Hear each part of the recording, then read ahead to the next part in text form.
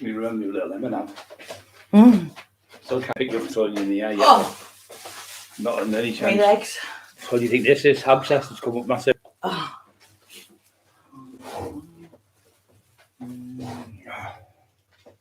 So I've got something. Yeah, I've got some there. I just want a bit of water if I can, love.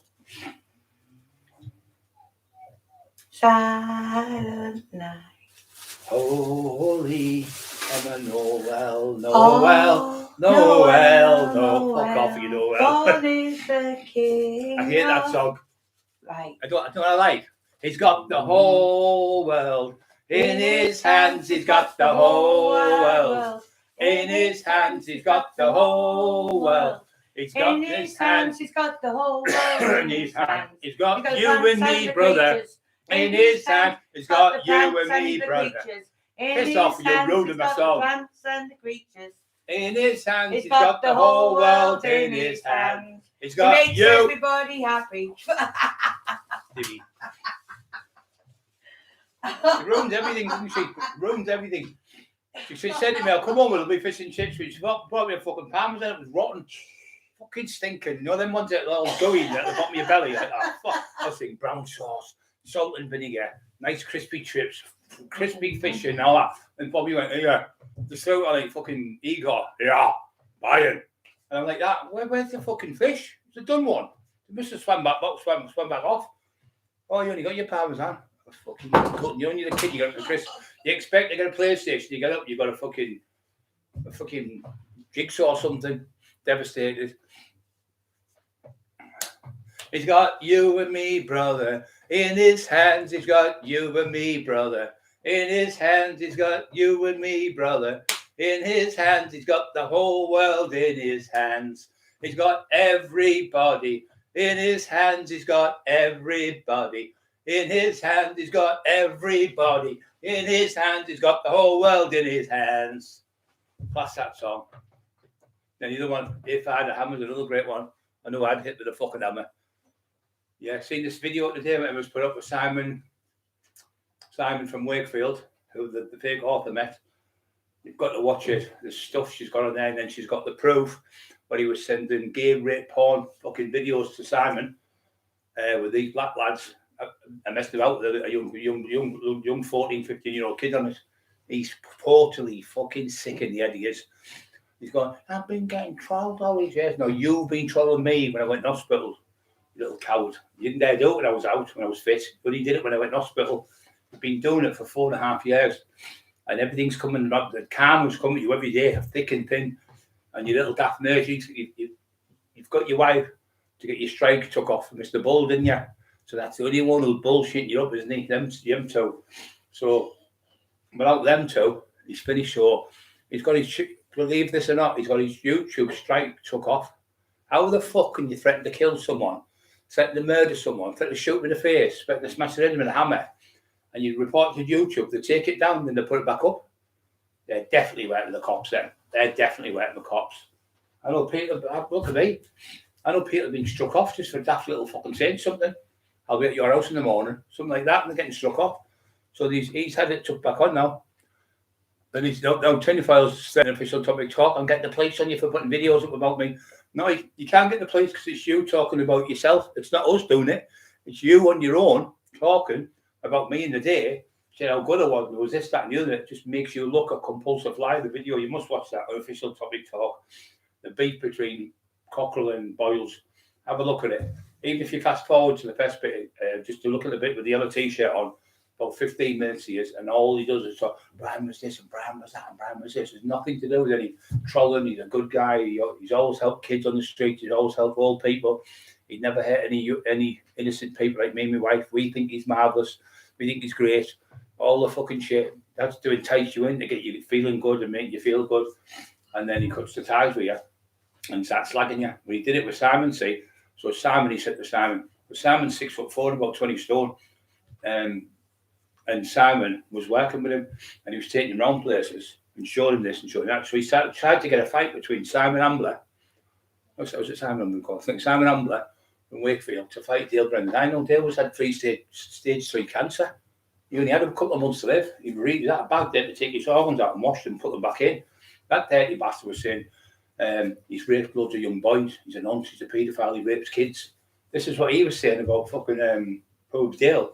So anyway, Dale ended up fucking going round Simon's, even though he was poorly. Found knocked on Simon's door at 11 o'clock at night and said, "Look, what's going on?" And they sat down. And they went, "I can't believe it." He said, "I'm so sorry." He said, Simon to me, said, "I really believe what he was telling me." He said he was so. He said because Simon got abused when he was a kid, and he was in people's kids' homes.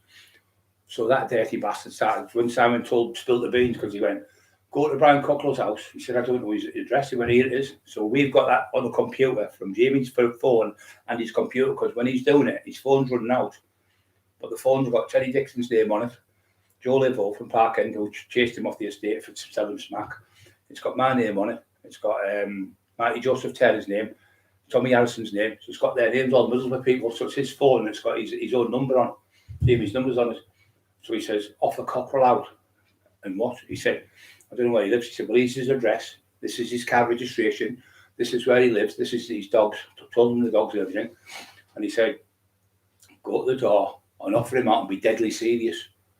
So he started thinking. He said, "And don't worry," he said, "I've already had 2 lads to phone him." He said, "They'll be shitting themselves." This is on the text when he sent back ID something where it's unique, where you've got 1, 2, 3. And I've got 3, 2, 1, whatever. That we knew, you know my ID, you know his. So they'll work with that ID. I don't understand it that much. Unique ID phones are fucking something on computers. So Simon's phone's all registered. Everything's copied on his phone. So it says, "Go to Cockerill's house, offer him out for a fight. He's shitting himself to both of them." I thought, "I've just got 2 lads to phone him." So he put the thing down and talked to him on the phone. And he said he put it down. He said, phone him up. He said, "What did you get them to say?" The lads, he said, "Oh, I told them," that's fucking daft laugh. He went, "I told them to burn his house down." So there it is again for another witness. We don't even know Simon is. We only met him through this. And he said he's seen us online getting trolled and he realised I've got to do something. He said, "If you got the police on me, I deserve it." But it was me who phoned up and said, "Do you want to have a fight? You want to do this?" He said it was me who phoned up a few times. But Jamie said it was a joke and Emma was in on it. Sorry, Brian was in on it. But it wasn't. It was serious. When he said it was serious, he said, I'll go to the police and make a statement if you want." And he went to the police and made a statement, and nothing happened to tinfoil again. Threatened to burn the house down. Then what has he done? 4 years later, he burnt the house down. They still won't do nothing about him.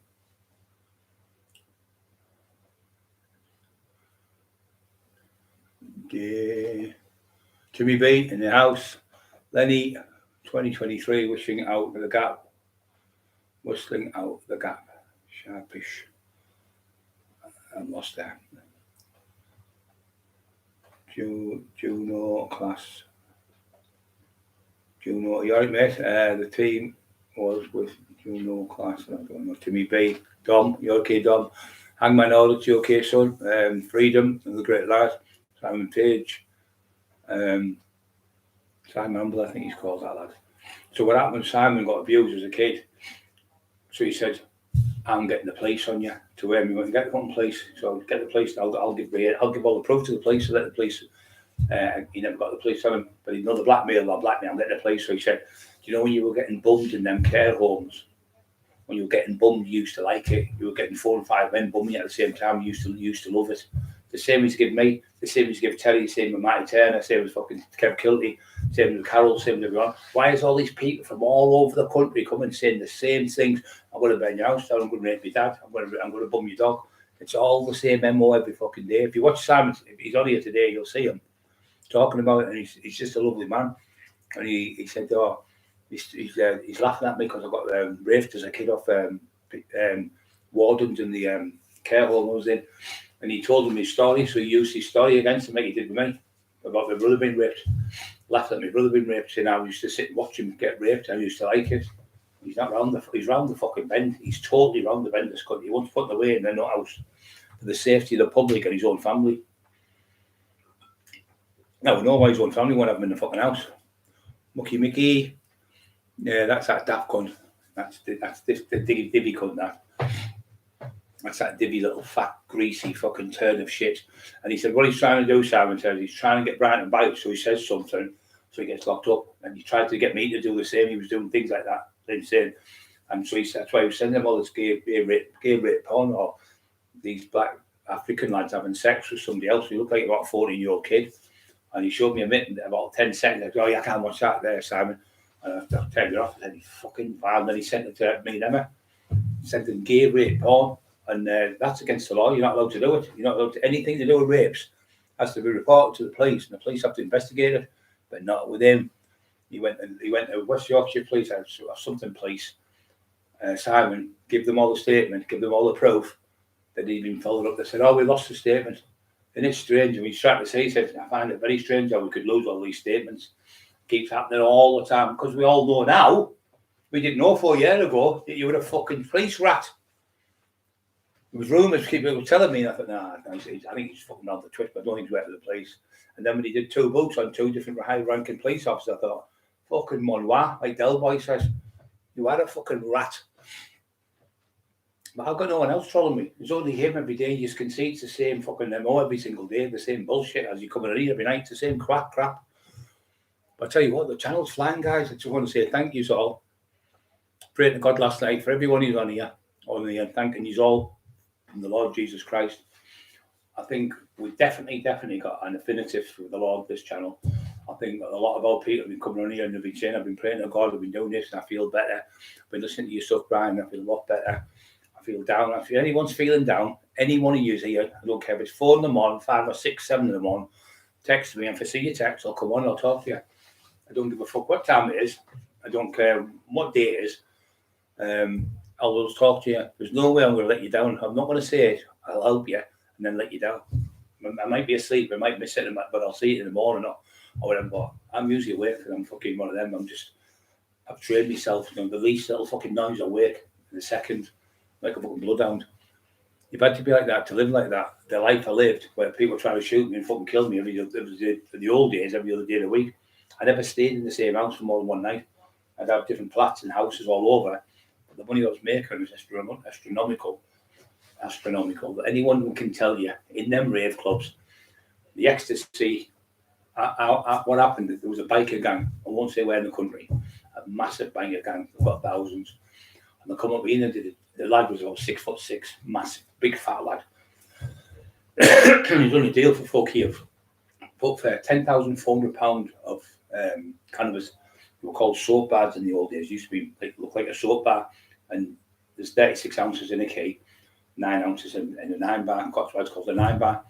And it was a bit like that, but bigger. But they're called a soap bar because it looked like a bar of soap.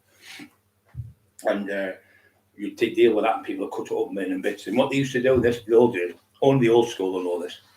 They used to get, like, say, a lid like that, but it wouldn't be a lid. It'd be something like a cotton bob. Put it on the cotton bob like that, and they would get something like that, and they would put it that side. Can't see that, can you? Fucking useless. You'd put that like that, and you'd have that on there like that, but weird back and forth. But it'd be a ruler. You'd have no ruler, but you 12-inch ruler, and you'd put that on. You'd put it on. You'd have a bit of blue tack stuck to the table, and you'd put the other bit on the top, a round bit like that. Then you'd put that on there. Then you get your tack. It's called tack, and you put you cut it off, and you put it on there. And now a 2p piece is I think it's a 0.4. So 2 2p pieces is a 0.8. So if you get the teeth, you get that. So you get a 0.8 on there. And what they do is put the 2p piece there and a 2p piece there, and then they put the gear on there, and it'd wobble like that on the roller, and then keep putting a little bit more, until it went like that, and you had a 0.8, you had 8, which is roughly a tenth of it. And that's how they used to do it. Honestly, God, and anyone old school will tell you. And that way, no pun intended, the reason why they used to do it like that was because if you got caught with a tick list, if you got caught with a big chunk of gear like that on the table, you couldn't go to jail for it. You'd say it's personal use. But if you had all these fucking idiots now, they've got them all tied up in 10 shots and 20 shots. When you're doing that, that's not going to be for you. That's going to be dealing, so you'd intend to supply. So you get caught with that on a tick list, and scales was a nightmare. So they used to have the ruler in the middle. Anyone old school can remember that? Anyone on here? And you put it on like that, and you balance it. Honestly, God, you'd have the old school ruler, and you balance it. And you put 2p piece is I think it's 0.4 grams, 0.4 grams, and you'd have 2 on one side, which would be 0.8.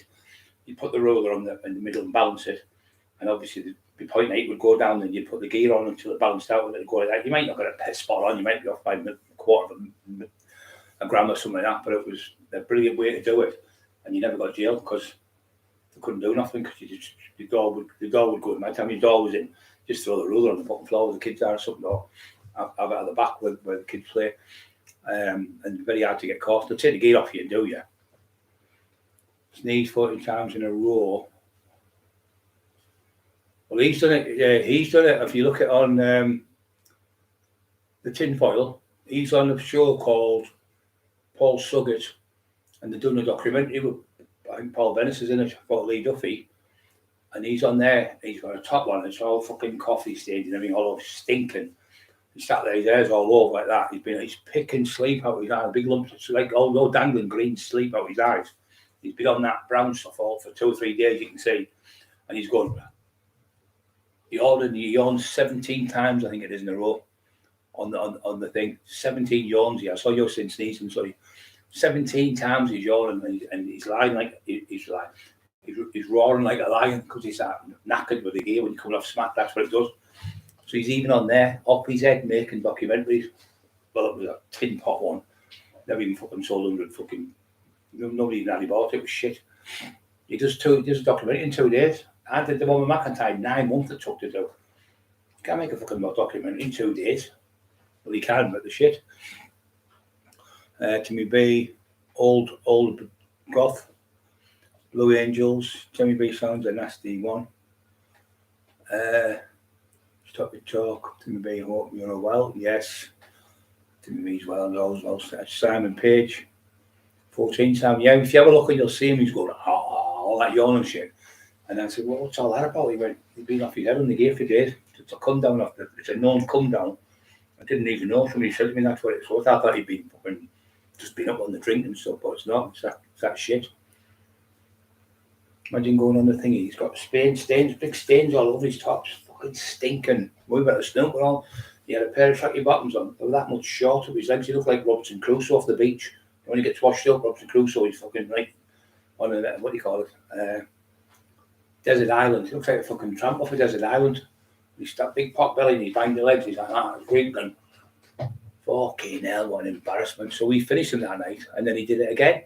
But he went hiding for a month or two. When he did it down London, he went hiding for 2 months in the bedroom, never come out. So I'm going to hang myself. He always plays at a victim park because he thought I was coming looking for him then because he was calling me names. I thought I wouldn't hit that daft cunt. I my mate hit a smack and hit him. He only half hit him and he killed him with that little, just a slap. Because all the bones are brittle and fucked and all the hearts are gone, the heads are gone, it's all fucked. He's a heart attack waiting to happen, a massive heart attack waiting to happen. OTG, yeah, you've got a really good video what Steve's done.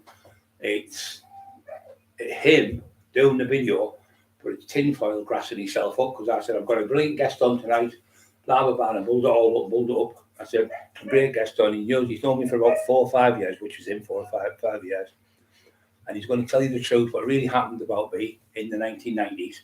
But he's talking about 3.5 years ago. And when he come on, he went, I'm getting the police on you. To Steve, fucking screaming at Steve, I'm getting the police, I'm getting the authorities on you, I'm getting the authorities on you. That's what you do with everyone. It doesn't matter if you get the authorities on anyone now, everyone's seen it. You little crank.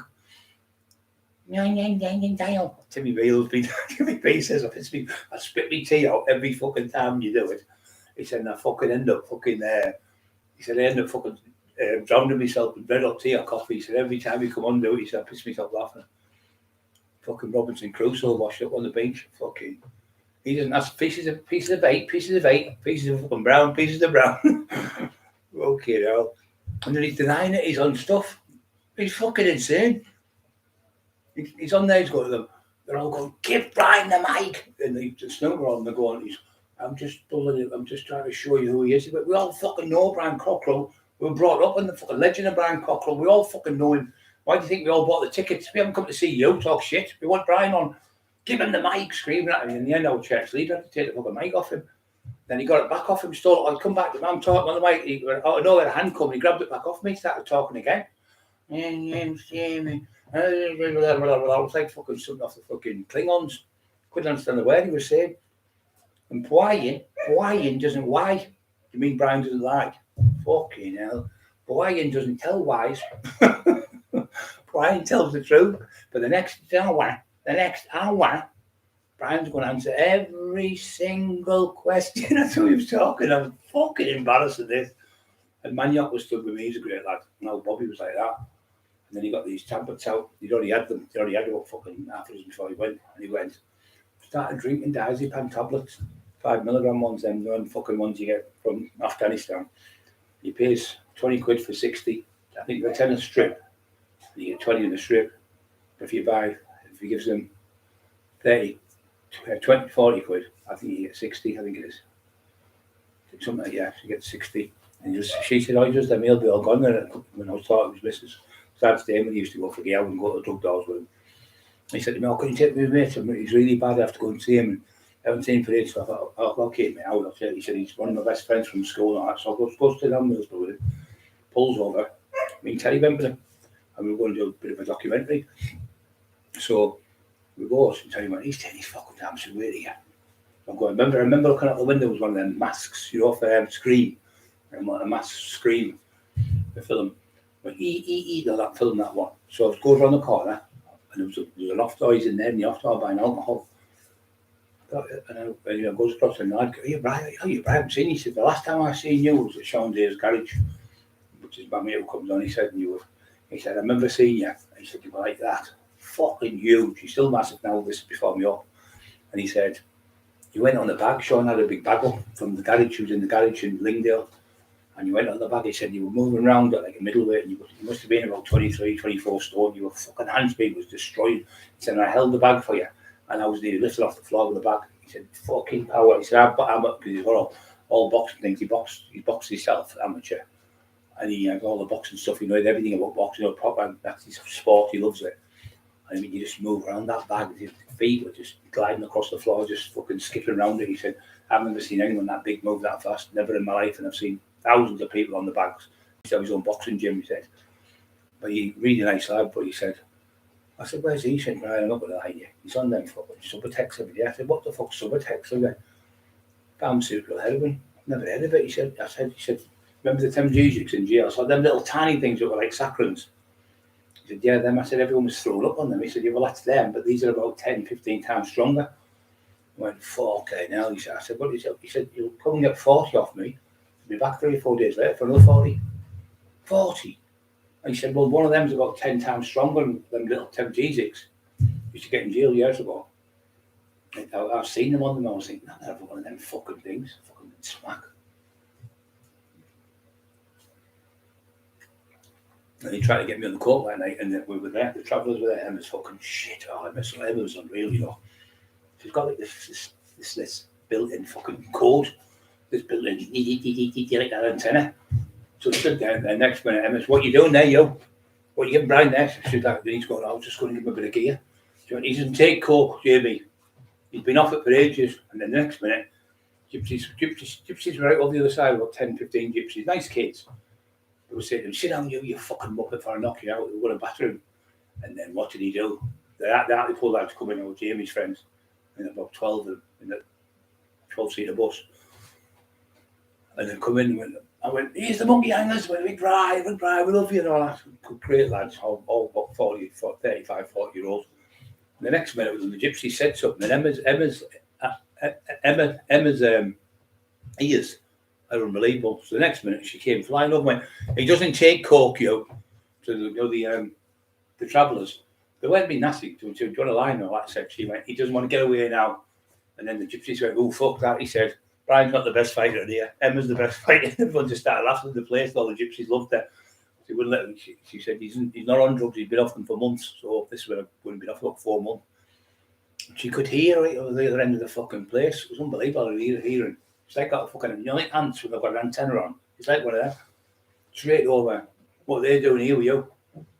She was going, give Brian the mic. Let Brian talk, she said, Emma. Like nicely, not nasty. Give him the mic. Just talking mumble fucking jumbo. So Emma tried to get the mic off and he pulled her off like that. He was stripping the mic. It's mine. It's my mic. That's exactly what we done. We went to do. Me and Emma was with us again. We went to where they'd done me in the house. She's seen the house, but because it had been taken up, my mate owns it. My mate actually owns the house, and the girl in it didn't know the lady. She had she had 4 little girls, 10, 12, 15, 16. She said, I know you are, Brian Cox. I'm not being disrespectful, Brian. I think you're a nice man. He said, but I don't want my house being shown on a video where they could come and tag at my windows, think you're here. So I said, I understand exactly where you come from. I said, no problem. I said, yeah, thanks for your time. He went, I'm phoning. He phoned the lad up because he knew the lad as well, you see. I'm one of them. He said, he's offering you out, Brian. So I never said no because I knew he was one of my best friends. So he said, you want to think he can fight you now, Brian? I thought, he hasn't said that at all. So I got a text off his son saying, what's that crank talking about? My dad saying he wants to fight Brian. I'm right near with my dad now because he was on the phone. But my son was texting Emma. I know my son was the best fighters in the air, probably the best in this area now. And he went, I love Brian and my dad loves Brian. He said, everyone loves Brian. He said, he's a fucking idiot. Just ignore him. So the woman said, if you don't like, anyway, the woman's going to get the place. And then we were with Neil Jackson. So I said to Neil, where have you been, Neil? I've been waiting since 8 o'clock this morning. He went, he's had me in every fucking drug house. Neil was the cameraman who did the Sayers movie. He's did other movies and that. He's done loads. He's a lovely lad. He's from Northumberland way, up that way. Lovely, lovely man. He went, he said, obviously when I was a kid I had bits and bobs. He's been a grown man. He said, I'm 56-year-old, I think he is. He said, I've got kids and that. He said, I don't want to lose it. He said, I know what happened. If I get pulled over with him in the car, I'd just throw the drugs on the floor and I'd get the blame. Because he was saying, I've just got to go and see a mate. I said, he done the exact same thing, Neil. The exact same thing. Oh, my mate's bad. That's what he didn't realise. And when he come out, he realised what he was doing. He said, Jamie, you're in drug house, so I can see them people standing there, drug addicts. So he said, when he got here, he said to me, I'm 4 hours late because of him. He said, but I'll tell you what now, Jamie, I'll never work with you again after today. That's me finished. I know what fucked him off. Fucked him clean off. So, Neil Jackson, that's his name, Crusoe. And Robinson, that's what he's going to be like at the end because no couldn't Billy no mates. Fucking Billy Baghead. Billy Baghead. Billy Baghead. Billy Baghead he is. Billy the Baghead. So, anyway, we started studying the documentary that says, so we're on, I can't remember the fucking road, but they're trying to kill me. We're on that big long road, it's fucking massive. Thousands of cars every hour go past it because it's coming from Gisborough and you can go to Redcar that way, you can go to Middlesbrough and you can go to not Gisborough, Whitby and all them places, and then there's cars come from Whitby that way. It's fucking like that non-stop. I think it's like 3,000 cars an hour. 3-time traffic, that's what it was on. So we're on there. I said, we can't hear anyway. I'm trying to blag it. I said, we can't hear anyway. Boom, boom, cars. I said, we can't hear, we're talking. So the lad next door, come on, Tucker. I said, come and open yours, Tucker. He's the one who saved me. And I said to him from day one, I said, forget about the one, let's go and do it next door, because he knows what happened. That lady wasn't even here. So she wouldn't be beneficial to the documentary. I said, Tucker knows the story, put me in the car. He saved my life. Yeah, but I couldn't fill him in. And he said, Neil Jackson said, you can't fill him anywhere because it's against the law. You use anybody's address or car registration. You can't film it. So we'll just walk back a bit. He said, no, I'm not filming. The woman's asking me not to film. I can get in trouble for this. I can get charged by the police and I could lose my licence. He's for filming. So he said, it's getting turned into a nightmare. So anyway, he's arguing for about an hour and a half with this woman outside. And I went, for God's sake, she said, just skip the lady. So he grabbed the phone off the woman, started shouting again. So I'm getting the police. She said, I'm going to go use my mobile. So I said, give us that fucking phone now. There's the phone. I'm sorry for swearing, love. She went, oh, thank you, Brian. She's right. He's round the twist, she said. He's round the twist. So we went and then sort of took it. So we started talking to Tucker, but he was filming me, proper in the mood with me. So then we started going to Eston, towards Eston way, where Dave Thomas is the lad. When I had a fight with Lee Duffy, he said, I've just had a fight there with a lad today called Brian Cockerill. And he said, oh, big Scotch Bride. He said, yeah. He said he's a fucking nightmare. He said, I bit him. Everything I had couldn't have rocked him.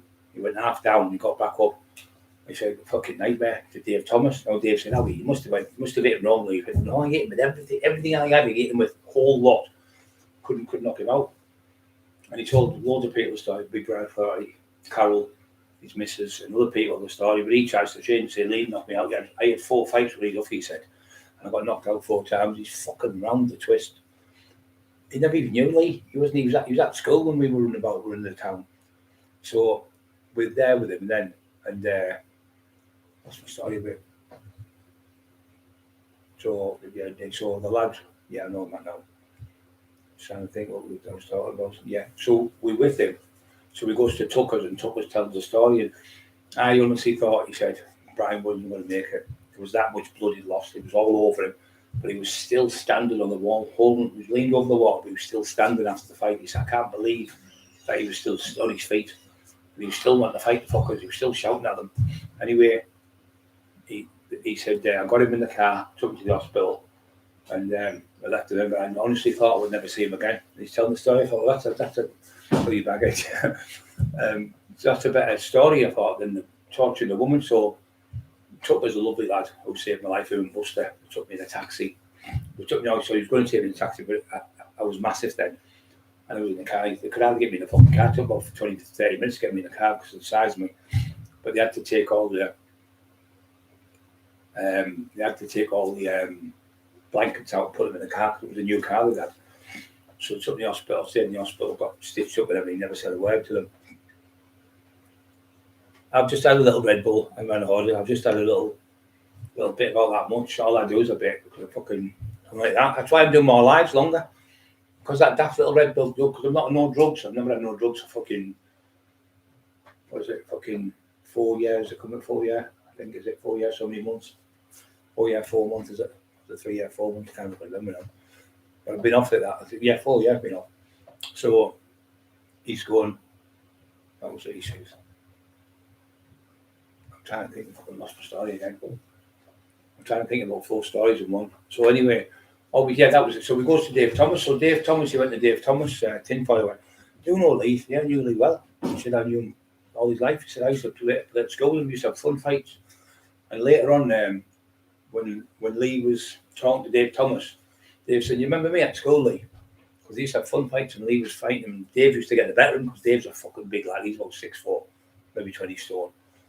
Loveliest man you could ever meet. Really good friends of mine, and he knows Emma as well. Really good friends of ours. When I'd been trying to get into Emma. No, he has fucking not. I was with Emma the night when he fought. He's been phoning Emma and I said, blah, blah. No, he didn't. Emma told him, oh, Dave's a nice lad. So we didn't know he'd already spoke to Dave. So what he done to Dave, he said, oh, can you give some stories? I said, I know more stories than probably anyone. I know him since I was about 13. He said, we used to fight him. He said, later on, we used to fight when he was a kid. And when he was about 15, we started fighting on the field. He said, when he came to the nightclub, he said, he come in rumours. He went, you remember me? I went, no. Do you remember you used to fight that lad? And he said, you're fucking, you're not him, are you? But yeah, I'm him. Anybody like that. And he's one of the only people, Dave Thomas, could tell Lee to fuck off, you lunatic. But he put him in, he wouldn't do it nasty. He'd say, fucking behave, Lee. So he was like that. And he used to work at the Dorman for years. And he said, for him to say that, he said, but he never disrespect. He never ever called you, Brad. Never called you to anyone. I know he never. So then he said, tinfoil went, I've been trying to get in your ass, which I knew was all the fucking shit. He's trying to get rid of Emma because she shushed him out. And this is why he hated Emma. And this is why Shirley hated Emma, because I knew nothing. Let me go through this and it'll make sense now. Terry Dixon, Matty Joseph Turner, Terry 60 odd, me 59 now, Marty 78, Lee Duffy dead, Roy Shaw dead, using the books, Paul Sykes dead, even though he was a fucking scumbag. He never gave a penny to that family, the Sykes family. He kept every penny. 27 different people he ripped off. So even Simon says on there, I said, it would be different to say, for instance, there was 1 or 2 coming on saying, oh, he's ripped me off. But there's multitude of people from all over the country doing it. People from everywhere. So then Dave said, he said to Dave, so getting back to tinfoil, he said, we're in Eston now, we're making a documentary. I'm just on, I can't remember the road. Anyway, I'm just on the road where Brian got chopped up. Tommy Harrison's house it was. Tommy's not there now. So he said, we're just there, but I'm coming round. I'm going to light you up. And I'm going to make you, because he was going, Shirley, tell this other person. So she was phoning the other person. He went, shut up, you fucking peasant, to her. And she went, that was all he said, you fucking peasant. She went, how dare you call me a peasant? She went, you live in a peasant house, don't you? He was fucking raging. So anyway, yeah, all that one thing like that, and he went mental.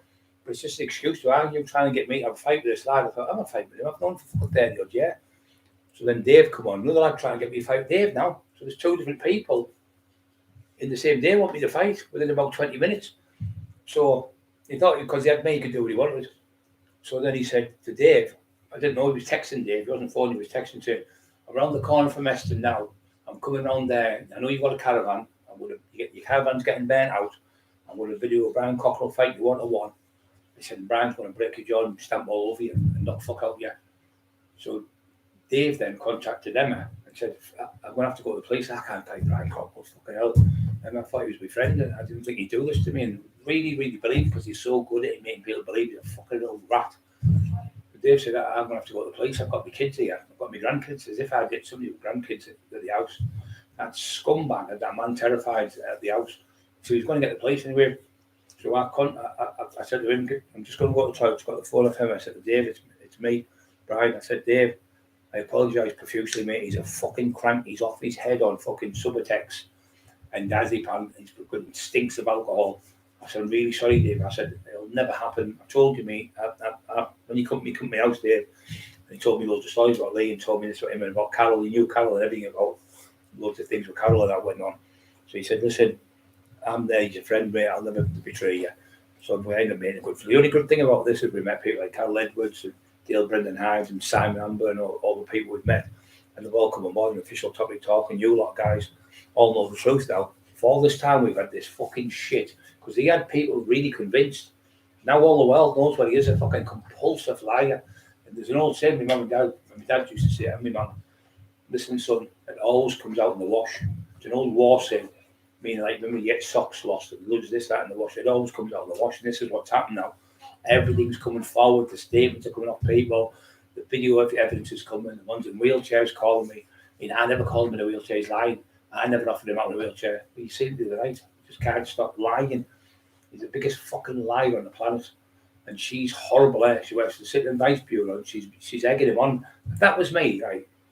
If that was me on here, when you would come on, like say Simon Page or Freedom or Hangman Audits or somebody, Simon Page, one of you would come on and say, Brian, don't be doing that. Don't get yourself in trouble. Don't be going, where she's going, go on, yeah, go on, Jamie, go on. She loves it. She thinks she's a gangster, that fat cunt. Fucking pork, you. The world champion pork pie eater. That's about all you are. A specialist in eating, DIY specialist, yeah, and eating. Fucking had your aches, carry on eating, but carry on camping, carry on doctor. Yeah, so all that fucking trolling has been coming from him for years, but we didn't realise the extent of it till other people were coming on from Tina Shaw. Roy Shaw's daughter went, he's been trolling me. She's been saying my dad's got beat up by Paul Sykes in jail and this. I said, did he fucking get beat up by Paul Sykes? He wasn't even in the fucking same league as him. I said, fucking bullshit. He knocked him out with one punch and all this. Knocked him out for an hour and just lied. I spoke to a prison officer. I spoke to a policeman. That's all he ever comes out with, these fucking ratty ears. So she said, oh, well, he's telling everyone he knows me. So he's going, I know Tina Shaw. No, he's daft. I know Tina Shaw. I know her really well. I drink with her. I stay at her house. I've slept at her house loads of times. We go on the drink. I go to Essex every couple of months to meet her. We go out for drinks. We go on the pubs. We go here. We go that. Because he's heard what's happened with me and Emma.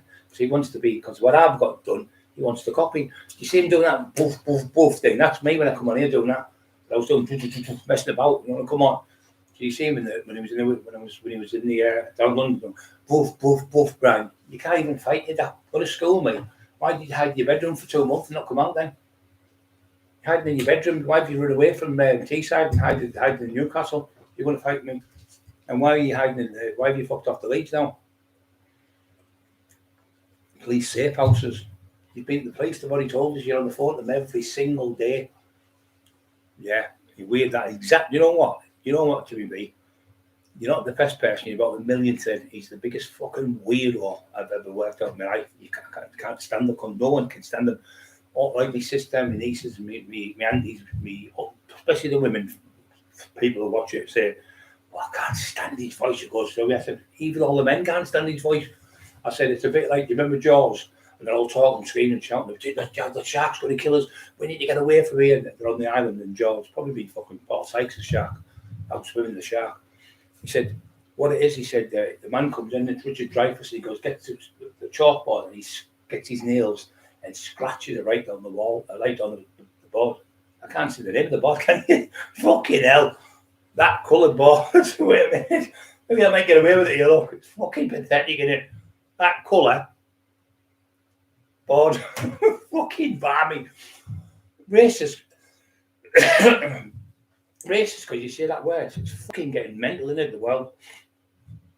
Hey, fucking hell. But all the lads I know, the black lads and the African lads and all the fucking Jamaicans and all the Yankees and all that, they don't give a fuck. They're not interested. It's all these white collared fucking people live in 300 grand houses that come out with all this fucking shit. Bullshit.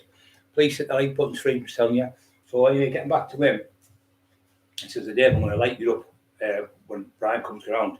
So I seen Dave, like I said, and he shook his hand and everything. He said, he's a fucking crank. He said, I'd destroy him because Dave can fight. He said, what it's all over about, I'll tell you. I said, I'll get it to you, I'll know what it is. So I put in LD. I'll just put the initials on there. He went, what do you think? I went, is that it? He went, how the fuck do you know? I said, because Carol did the same. Carol Edwards did the same. She wouldn't give many stories.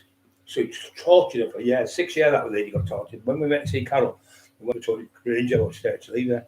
She had to leave her. She went, oh yeah, Carol, and I give Carol a coat for the daughter because I took the coat off a lad years ago, 30 odd years ago. And he had Lee Duffy's coat in my wardrobe for 31 years. And that's about 30 years, I think it was. And then I gave it to Tin Man, Tin Boy. She showed me, went, oh, somebody's offered $2 grand for it. I said, I'm not selling it. She said, I might be able to get $3 grand for it. I went, I'm not selling it if it's just from 10 grand. Something's got me to keep that coat for some reason. So the next minute, he said, well, I've been offered $4 grand. I went, I still don't want it. So I said, can I have the coat back? Because I went over and took the coat off, and I thought he was going to say it's been stolen or something out of his house. So I started sussing him out now. So I took the coat off him. And then Carol's daughter wasn't very well. She was suffering of depression. And she was really down. And I thought, I'll give her the coat. And God said to me, I woke up in the middle of the night like I do. What am I going to do with this coat? You know, give it to Carol's daughter. She went, I can't believe he's giving me my dad's coat. And he went down.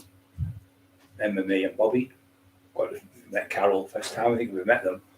And we all got a big cuddle together, and like a family, the both families, Cockerill and the Duffy family together. And we come in, and she was the nicest lady you could ever meet. Proper game, proper fucking. I wouldn't like to think I was fucking arguing with her. I'd rather be arguing with Mike Tyson. They're the worst of women. You've got like Emma and Carol and people like that who are fucking clever as fuck as well. You know the score. And she went, no, it's been happening to us for years. This has happened, that. I said, well, she went, that's Lee's coat. So he opened it up and it was all emerald green inside it was. About £500 coat. He bought it from Liverpool. And I got the coat in the end. And I give it to Carol. Said, that's definitely Lee's coat. And she put it on, she started crying. The daughter, getting tears in my eyes now. Soft as shit, me, Anna. So she started crying and we were all, give it a big hug. I only did that so they couldn't see my tears. Fucking tears running down my face. I think Lee's saying, thanks, big fella. Thank you. He always called me big fella. And he's saying, thanks, big fella. Thanks for helping my family. And I'm just like, I'm always here for them. I always like I say to them every now and then, don't worry about your family, Carol and that. They're all safe. If anything ever happened, I'd be the first one there, and Emma would be as well. But the age shot lady, she said she's telling the story. She ranted a little bit, like I do a little sometimes. She went, so I sound like I'm ranting. Now, do you know what? Me and Emma are sat here listening to you, and everything you're saying, we've had exact same things. So we now feel we're not fucking insane. Because when you're telling people, Johnny Grange looked at him and went, I can't believe he's just said that. He said, because I thought he'd lost the plot a little bit.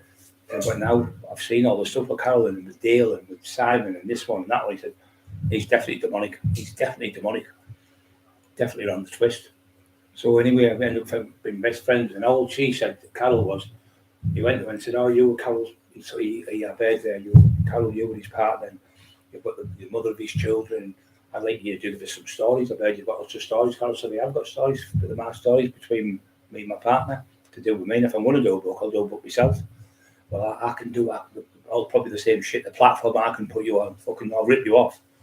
So she went, no, I don't do nothing with you because the last book you did was all lies. And it's upset my daughters and my son. That's upsetting Lee's family, his sisters and people like that. So she said no to him. So she told him to fuck off type of thing. So then he started doing a documentary and said he got permission to do it with Stewie Armstrong. Stewie Armstrong's a boxing promoter, and he did boxing promoting, and he used to be a boxing fighter himself, bare knuckle fighting, lovely. He came on the show. He went, he said, I seen him trolling at Carol. He said, don't ever fucking come. She said, oh no, he went and seen Carol. He got Carol's number and went and seen her. I don't know, he got the number, but he went to see Carol. She went, I've never got permission for the documentary. I never signed anything, no permission to get the documentary about Lee. When you did to Jamie, he forged the fucking name, pretended to be her. Fucking slink. So anyway, the lad said, well, I'll tell you what. She said, I'll show you, she's bullying me. So she said in the message, he said, then he went in, he seen his computer when he was with him. I don't know if he took it off because he's a big lad. He took it off and he said, I seen him calling the names on the internet live with my own eyes, calling the names. He said, give us that here, you don't fucking ever. The documentary's finished. It's finished. He said to Carol, so I pulled the plug on the documentary and it's finished. Then he did the same with Tina Shaw, pretending he knew her. I've got tapes 4.5 years ago. I've hid them, I've had them, and no one's heard them. Everyone had already heard the tapes. The tape recordings got stolen out of Tina Shaw's house. Now, Tina Shaw's Roy Shaw, bare knuckle fighter, great man he was. Legend, proper legend. So he's going to do a book on Roy Shaw, and she never knew, and he's going to do a documentary on Roy Shaw. So he did the book with his son. He'd written a book about him, never give them, I don't know if you give him anybody, Gary, to call him the son. Then he started to do a documentary on him with Paul Suggett. So I contacted Paul and Tina Shaw, can I come on your show? She went, I've never heard of you, Mr. Boyle. If you've got my phone number, phone me now on the live and prove to everyone in the world that you come and stay at my house. You've never been in for a drink. You've never spoken to me, and I've never spoken to you. You're a compulsive liar. And all them books are as cartoon, toilet paper. She said, toilet paper. She said, so anyway, I contacted Paul Suggett. I said, look, I've got the lady here. She spoke to Paul. And Paul said, it's getting pulled. So he pulled the plug on the book. Then he tried to do another one called Chris Lambriano was in with the Craze. He ended up getting 15 years, was involved in the murder. I think it was Jack the Hat, Got 15 years. He's a Christian now, and he works. And he helps people to keep out of trouble. So Tony Turner, my friend down there, he's a lovely lad. He started on Tony Turner. Another one. Tony Turner was getting all the abuse off him. He's a fucking knobhead on him. And Rob Holloway from Birmingham started on Rob. He said, they're in fucking saying shit. She's been arguing for 5 hours constantly. A load of shit. He said, he was at his card school, looking after people. Lovely, lovely lad, Rob. Very, very clever man. He was the first one who helped me on the internet. I know fuck all about it. He was really intelligent. He went, Brown, what it is. They're on company's house. What does that mean? He said, they're on company's house, they're not paying tax. He said, they're not just ripping you off, they're ripping the inland revenue off as well. That's why they keep it hush-hush. I didn't understand it, because I'd never been in that type of stuff. And he knew everything about him. When the judge went on, he went, yeah, it's a fraudulent company. It's not a real company. So you can't sue that company. So I was like, mostly stuff. And been friends with him ever since. So he started, Rob's too powerful for that cunt.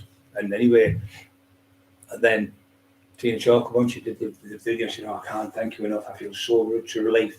I didn't want loads of lies going about my dad because I know what he is. She said, I certainly would never do anything with you. You're a fucking idiot and no one likes you. Then he tried to get Norman Buckland's book. He went, I'm your man. I'm the man for you. I said, Norman, he's a crank. He's the one who's ripped us off. So I said, with Lee Watley, I was talking to Lee. I said, Lee was talking. I said, then he phoned Lee and said, Lee, can you do my book? I said, yeah, he's the man for you, Lee Watley. You're not that crank. So he fucked him up. And then he tried to get Chris Lambriano. So Chris had seen what he'd done to us.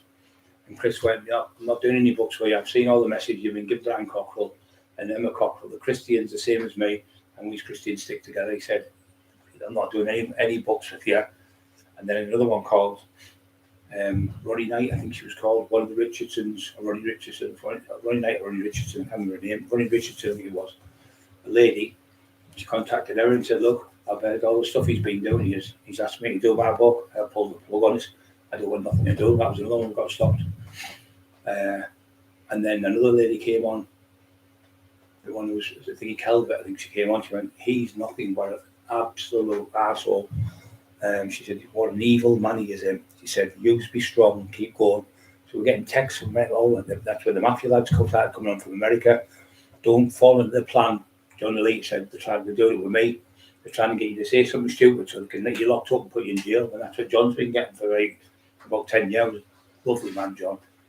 But all these people, like we said, from everybody, got old Marty Joseph Turner, fucking tortured his two 85 and 86-year-old sisters. Oh, he's lost the plot. He's round the bend, he's twisted, he's just that and that. Nothing wrong with Marty's mind. I'm going to put a few videos on and respect to Marty Turner. I'm sure there was nothing wrong with him. He knew he cloned his phone because we thought Marty lost the plot. Because Marty let him his phone, like loads of people let his phone, like Emma did, got cloned. So fat ass Shirley downloads. He sat there and he sent the download of everything to the phone. So you've got all your information on there to blackmail people, and that's what he done. So Marty told me, I thought, nah, you fucking, it's not the FBI, you know, Marty. So anyway, we went to this fucking place in Middlesbrough, and we went in. They said it was a phone shop, Curry's, I think, something like that. Goes in there, I got the phone from here, but it's off BT. So BT said, look, it's going to cost you £200. He gave him £200. Took the phone. He said, who do you know in Stokesley? Well, that's where that crank was from. Your phone's been 100% cloned from Stokes, and he gave the IP number. It was that fucker's phone. It was that fucker's address. So Marty went to the police, told the police everything, gave the IP number, got the letters off the fucking, had to pay for a letter off the fucking BT people. Got it all. Said his phone's been cloned, and the person lives in this address. It was his IPP, or what the fuck all the address. So he said, who do you know in Stokes? And me and Robbo and like that, and Emma. Because we thought he'd lost the plot. I thought he's around the bend here. And he was fucking poor old Matt, he was right. He's fucking got his phone. And every day he was sending him fucking gay porn and women, lesbians having sex and all that, no disrespect them. That's what he was doing, the old man. About 3, 4, 5, 6 months he done that to Marty. And he passed away with the fucking bullshit off that cunt. Telling everyone he was on the bend. Rumours, red car, dog, Denny, old school. Rumours wasn't red car. Rumours was in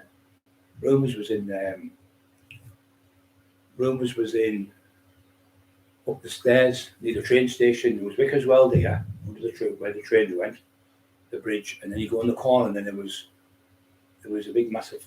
You had to walk the top of the stairs, about 4 flights of steps. That was Rumours. Where I used to work with used to work the door with Dave Thomas.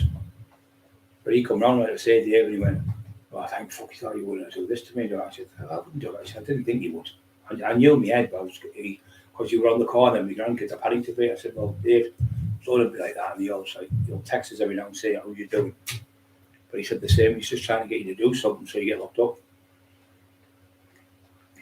Because he's been on the phone to Steve. She said, "Talk. I'm getting you locked up. I'm getting the police on you. I'm getting your channel took down. I'm getting the authorities on you. You'll get the authorities, you little crank. It's you grassing yourself up. No one's called you now. You've done it yourself." I love the bit at the end when Steve said to him, he is the biggest lie walker, and he's never been to court. So we came up with all the proof of the court letters, and then he went, "Don't forget to push the like button, guys." Came at the very end, he went, "And Cockerill pretended he took me to court." And the next minute he went, "And here he is in his wheelchair, getting my books taken down. Sat there getting my books taken down out of Waterstones." And Steve went, "Well, I thought you went to court." Made him look like a fucking clown. So now he just looks like a Coco. You don't have to look like Coco the Clown. You already have fucking Coco the Clown, fucking Billy Baghead. Oh, Billy Baghead. Billy Baghead. Fucking hell. Fucking Robinson Crusoe. What's happening there, Steve? I can't see. Clacked wheels. Clacked wheels. I don't know. Chalked wheels, is it? No, Ocean's not running so much, is it? It's fucking sprinting now. Rumours. No, I don't think it was a Rumours in Redcar. I can remember George's nightclub. Redcar had more nightclubs in Stockton, Middlesbrough, and Hartlepool put together. It had to make 12 fucking nightclubs. It had Leo's, Sharky's was open till 1. It had Revels, it had the Sandpiper, it had George's, I think it was called. Did I say that? I'm not sure.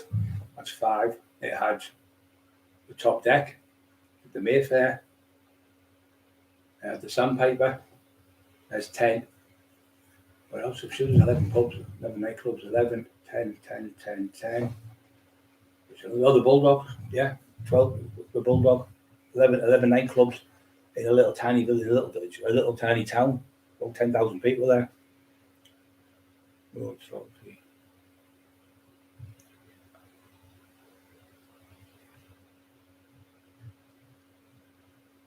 Oh, I see me now. I'm gonna lived in Rock.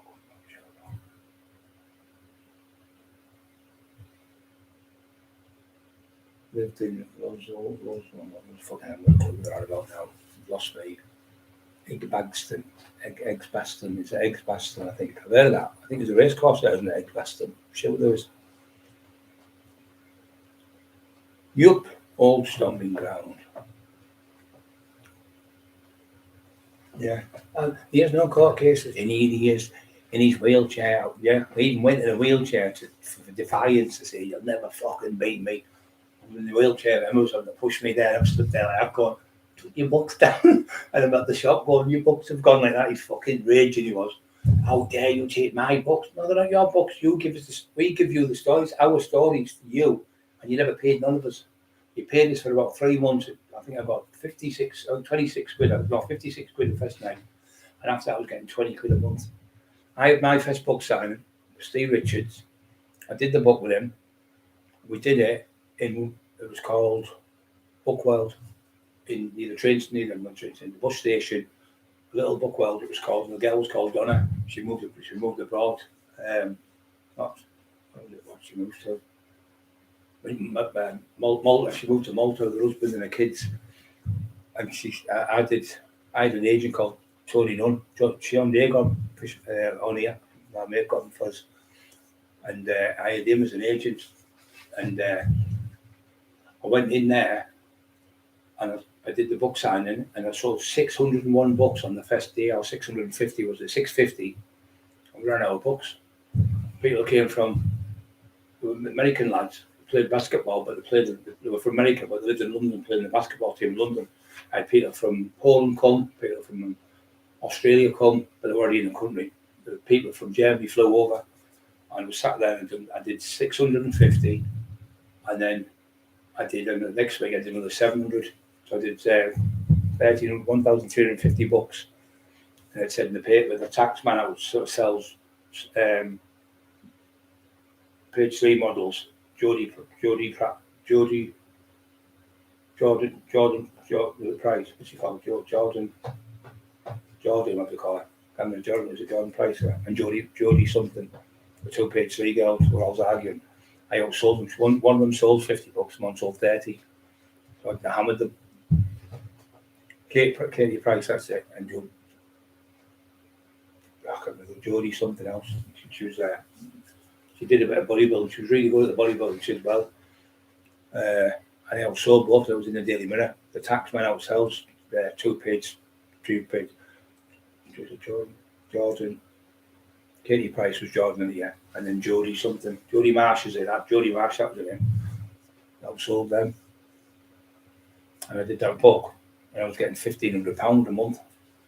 I didn't even get fucking £15 a month I was getting off him. The last payment he gave me was £2.26. Now, how can you get these? She's going, it doesn't equate like that. Well, 60, she's going, 70 this and all that. So, no, you give me 37.5% of the book, you said, you fat cunt. 37.5% of the book means 37.5% of the book. Not all the bit about the fucking, the cover. The covers cost nothing. The main cover we did with Steve Ray was brilliant. I'm going to put the cover on right so you can see it. It's half Martha's and half Lee Duffy's. And that cost us 50 quid. But once you do one, you don't need to do any more. You try to make out that they have to draw every single time another cover on the book. It must be thick. And it was that old-fashioned, you won't remember because you're all kids on here most years. Years ago, it was old-fashioned blotting paper. You used to use it when you used to use the old-fashioned pens. Where it was real writing pen, just to dip it in, and you'd do that, and it would bring in your blot this. So it was dead old-fashioned, like toilet paper, really, really old. blotting paper type of thing, really cheap and nasty. And they were making their own fucking, they had their own press because Marty Turney said, can you come over, Marty, your book's ready, I've got 50 here for you. So Marty went over to pick him up.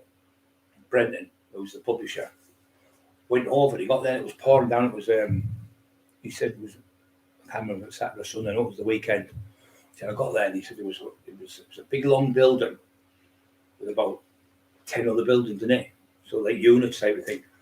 So he said, when I got there, the last building was his, that he had a bit of a room with a couple of dumbbells in, and he had some bulldogs, and the bulldogs shit all over the fucking floor. And he said it stunk of shit with the bulldogs in there. And when he got there, the people come and said, right, I want the fucking thing out of my office. So these two bailiffs went in, carried it out and put it in the rain, and put the press machine. He owed them £11,000 for the builder he hadn't paid. He hadn't paid I don't know if he rented the press machine. I think he rented the building. He owed them 11 grand. So what they were doing was they were getting the books, like say for my book or somebody else, whoever's book. They were doing 500 copies, putting them out 3 months before the book would be ready, or putting like 100 books out before, like a month before. Ryan. Sell them. Yeah. Eli's from the video. So what? Nobody had up to do that. He's too little, and he's scared. He's like sat there. And you sat with it. Hey? You'll have to give it to its mum. You can't bring it in the house. You have fleas all over. The only thing you do is phone the house PC up and tell them. Eli loves animals. He won't hurt any animals. He's found fucking loads of hedgehogs. I just put them back in the garden with the mum because the mum finds them. They don't have to make a lot of noise when they're mating. He's always finding hedgehogs. He found 2 down the bottom of the garden the other week. Fucking Bobby shitty ass was, they might spike me. Fucking shit house he is. So anyway, what was I about? Yeah, so I've lost my story again now. I was fine. Oh yeah, so Marty's there at this place, it's pouring down. So he said, oh, that's Terry's books, and he went, oh yeah, don't forget about that. Forget you've seen that. But then I realised, I thought, you fucking cunt. So when I went to the Waterstones with him one day, I think it was a Monday or Tuesday we went, me and Bobby picked him up. It wasn't Waterstones, the lad was in there called Neil or Nigel, was it Neil or Nigel? And he was Scottish, Glaswegian. He was talking to me now, he said, oh, I've got a few of your books and I've watched your documentaries, they're good.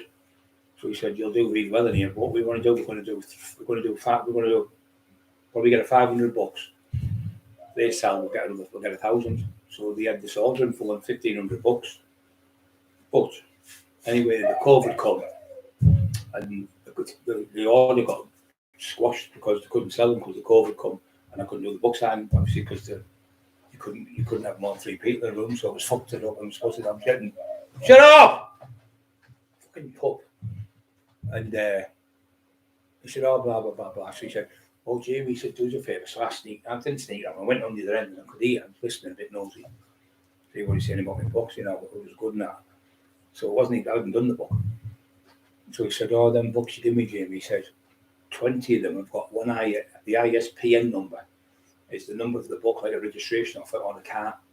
So if you go and put your chassis number in, it comes back and I'll tell you. So he said, 20 have one ISPN number and 30 are different. If I get caught, I'll get in trouble. And when we went back that day in my wheelchair, I said, Nigel was his name. Yeah, Nigel. He said, no, he's been sacked. And me, straight away, I fucking knew straight away, he's been caught with the books. So now he's been sacked for, they never said no. Then I pulled the other woman, I said, what's happened? Is it to do with the ISPN number? She said, something like that, she said. So I knew straight away it was that. So tinfoil was going in the books with different ISPN numbers, selling them. So say for instance, you had 50 books at one number, he was selling them at a different code. So he was getting the 50 books sold and they were pocketing the 50 books of me, 50 books of Terry, 50 books of Richie Horsey, 50 books of whoever else, all these different people who were doing 50 books with a different ISPN number in, so they couldn't find out where it was. And then they were doing the same book. And sometimes what they were doing the same book with a different cover. And that's how they were doing it as well. Robbing every fucker. Horrible. So the lad said the lad got the sack from it. It was because of him got the sack. Horrible little fucking snitch. So when he went to see Brendan, Marty Taylor, he got there and he's messed about with the books. He had to take the press over to a public house across the road, and the man in the pub said he can put an ear over the weekend. He'd have to get out for Monday, whatever day it was, Monday say, and because you've got people, I've got a do going on. So I said, what do you think's happened there, Matt? He said to me, well, he's obviously been doing them 50 books. He's got to put them in a shop. So put them in a shop before the books released on the internet. That's what they were doing, putting them out. So people were saying, Emma said to me, my book didn't come out till July, I think it was.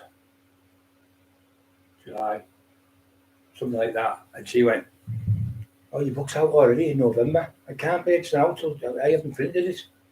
She was fucking right. Somebody said it was him. He was signing my fucking name on the books, tinfoil, pretending to be me and getting the money sent to his fucking address. That's what he was doing, the fucking little rat. So she said, it can't be, it's not done till, what was it? Hold on. February, it might have been February came out, February. Yeah, it was February and March, I think it was. February it came out on Kindle, and then it came out on March, at the end, I think it was March. February, March, I think it was, yeah. So it was out in November, December. No, it might have been December, yeah. I think it was November and December. She's seen it twice. She went, it's out again, there's another one being signed. So we only seen two. But they were out before that. So you wouldn't just print 2 books, would you? So he's been using that dodgy press. It's not dodgy, it's a press, but not letting people know. So he was putting the books out a month or two before. So when the other book come in, they just amalgamate with everyone. Sneaky bastards. And that's why they wouldn't, because all presses from 1997, I've found out in Germany what they were doing. People were saying, well, I've only pressed like 1,000 books, and people couldn't find out. So what they've done is they put a counter, like a counter on it. So every book that's printed, you put the ISBN number up, it'd come up, and it would tell you how many books have been printed. So from 1997, so what did he do? Got rid of the fucking press machine, so we couldn't do nothing. Couldn't get the press machine, he got rid of it. Fucking snake, because we were on to him. But he's fucked. His company's got everything. What Atwood said to us, he's fucked right up. He said he's bankrupt there, Brendan getting rid of these Rolls Royce. He's had to sell Milldown Barton, which was a shop where he used to sell phones. He used to get stuff from China. And he was doing that. That went under. Then he had the 3 Bailey Gate Pontefract when he had all these books on his shelf. That went fucking down. And then Tinfoil lost his house. So that's gone. So they've gone bankrupt. That's what we net. Well, Sean Atwood wouldn't bother making up, but he said he's bankrupt the company, they're fucked. And he's on about doing a Paul Brian Clough book. I was talking to Brian Clough's relations the other week.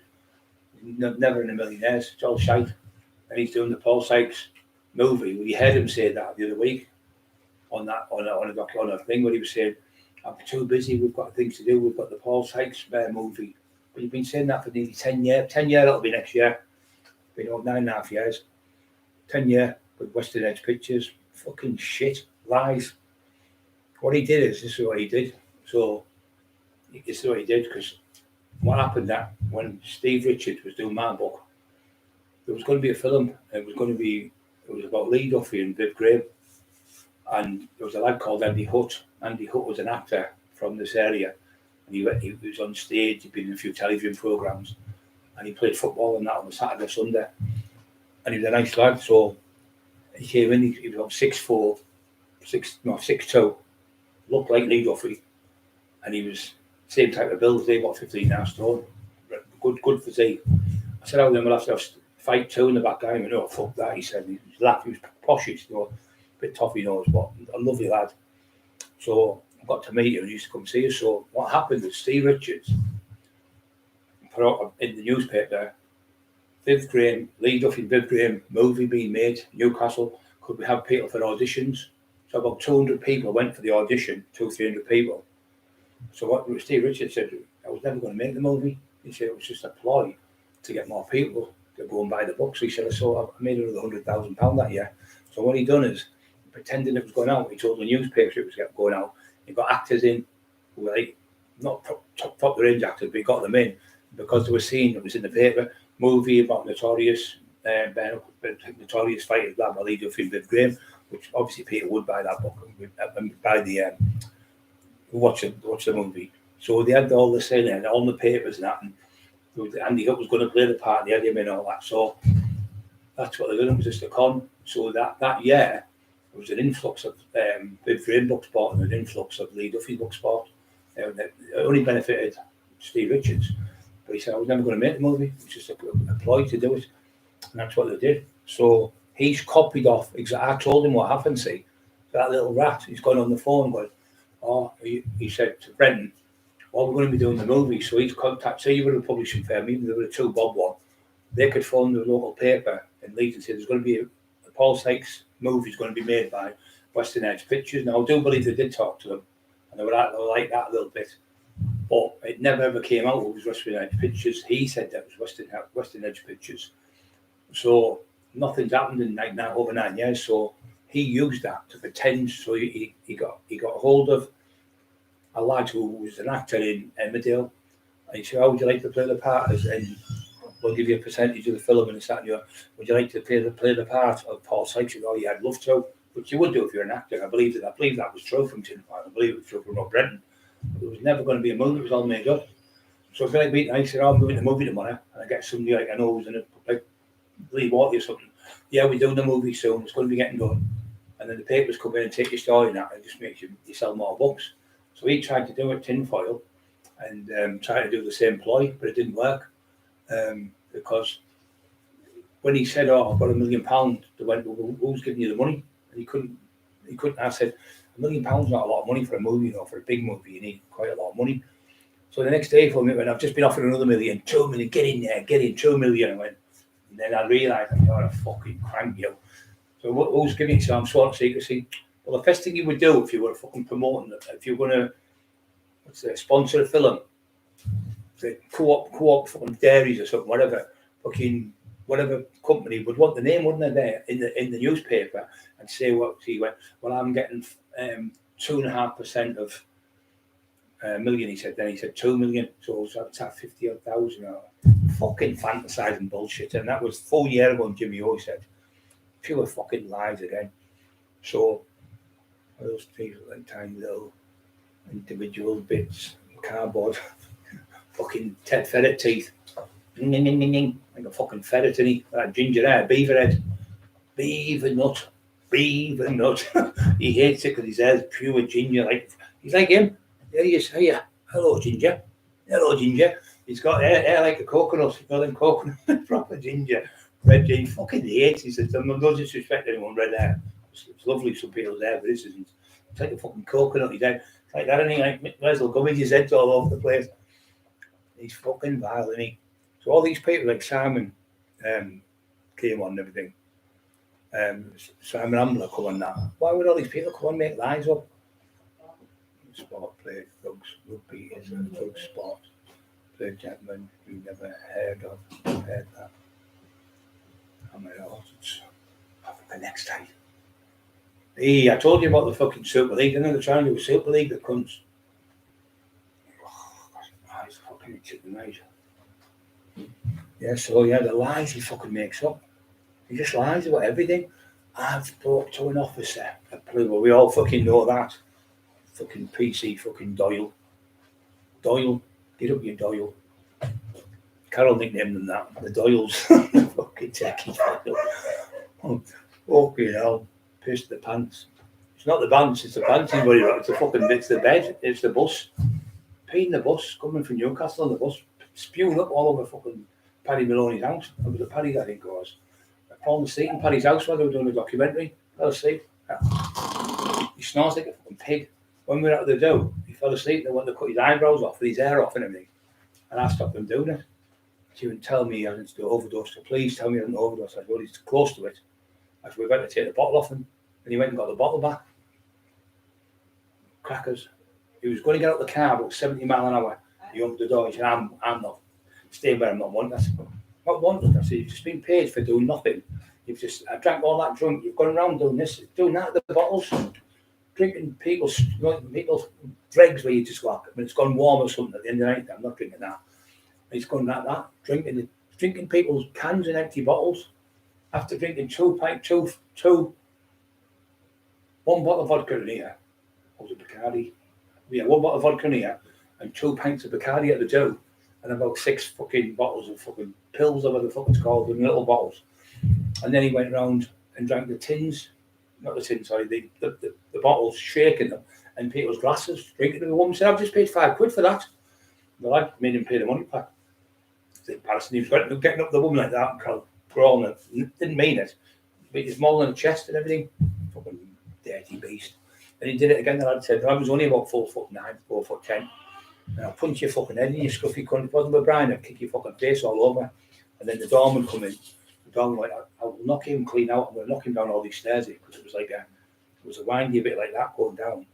And I was what? Do you want to knock him out? And then the other lad comes on the thing. He goes to me on the other stage. He goes, do you want me to knock this cunt out? He's embarrassing you. I can see you're fucking embarrassed. I can see your family's embarrassed. He said, everyone loves you, Brian. We all think the world, yeah. So at the end of the night, when we were going, I said, thanks to everyone. I've had a great night. I went out and shook everyone's hand, talked to everyone, got all the pictures done. We were in there about an hour. When we first come in, there was about 100 people. Couldn't get the tickets.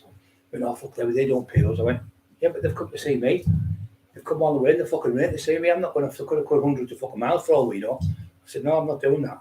So I stood there and there was people like with wheelchairs and that. And I was bobbing down, sitting next to them.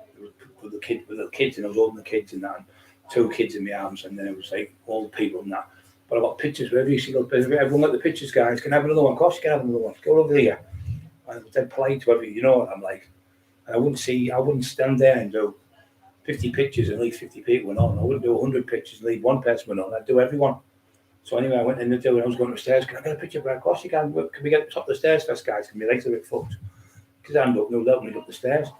So it goes in. I'm still at the top and I'm like that, no messing about. Who wants to? I said, who wants to fight? They went, none of us. They were laughing. I said, no, I'm going to have to laugh for you. Anyway, they loved it. The crowd were going berserk, screaming, and when I come in. And then when they started talking, I got the mic up, they went, yeah! We're going, give Brian the mic. Give Brian the mic. They were screaming like fuck on the table, banging the tables. Give him the fucking mic, they're shouting. So he went, does anybody know Paul Sykes? And they go, oh, no. And Mum went, yeah, he tried to rape my fucking nephew in jail. A dirty, filthy beast. And I thought, you, what a person. And I think he does it deliberately. And then he's here at the front. Tony Grange picked him up and carried him over that side next to Bobby. Bobby was like looking at Tony to say, what the fuck are you putting him next to me? Ruining the show. So everyone was complaining. He's going, everyone was complaining about him because he was fucking just waffling on going, Brian Cockwell's will answer every single question. And Brian doesn't why. Fucking hell. Couldn't string half a dozen fucking words together. And he wanted me to go on the tour with him. So we had about 10 or 12 places, gigs, we call them, to go to. We had one in Carlisle, so these army lads. This lad had been stabbed to death in the street, an army lad. And it was pissing down the rain. And the lad was drunk. And he stabbed the wrong fucking lad, the poor cunt, and killed him. And so they wanted me to go. They said, we'll give you £600 to come. I said, look, just give us 300 quid. You just keep the rest for the charity. He said, no, we can't do that. I said, listen, you fucking are doing it. I said, just give me, my brother and my missus 300 quid. We'll get a hotel and that. But it costs us that for the night to stay. And they went, oh, are you sure? I said, yeah. So they wanted me to go. There was about 500-600 people going to turn up. And I thought, yeah, I'll do this for the army lads. And then I had another one in Maripol, another one in Middlesbrough, Birmingham wanted me to come. And anyway, fucking the next minute, I got a phone call the next day and said, oh, can we just leave that thing there because the COVID's on? And I thought, another one phone, another one phone. I went, fuck, I'm going to 2 minutes. So I went on the phone and went, is it because of his attitude on the thing? He said, yeah, we seen him off his tits, so we can't have him on there. But at the end of the day, Brian, we're here as anti-knife campaign, anti-drugs. We can't have that appalling behaviour. And he's also done it a number of other times. We've seen him on Sean Atwood doing it. We've seen him on James English. We can't take that chance with him. He's out of control. You cannot work with someone who can't work without alcohol or drugs because that's their addiction. So you'll always get in trouble if you work with him. And I thought, I listened to the man. He was clever. He was about 60-odd-year-old. I thought this man's talking sense. And then when we went to what was it? Which other one I went with him? He fucking messed up again. What was it called? Oh yeah, it was Stokesley. Just a little bar, Bay Horse or something it was called. I can't remember the name. It was a little bar. It was a little tiny bar. 35 people turned up. And I went in and I was talking. And I was sat there on a stove, dead relaxed. It was I think it was a Tuesday night. And we stood there and we were talking. He was going on about fucking Paul Sykes again. They were like, nobody wanted to listen about Paul Sykes. He was an absolute fucking idiot. So I got to, the barman was okay with us. And we did that one. Then we went to Anniston Hall, I think it's called. Ramside Hall, all millionaire for big Rolls Royces and Porsches and everything.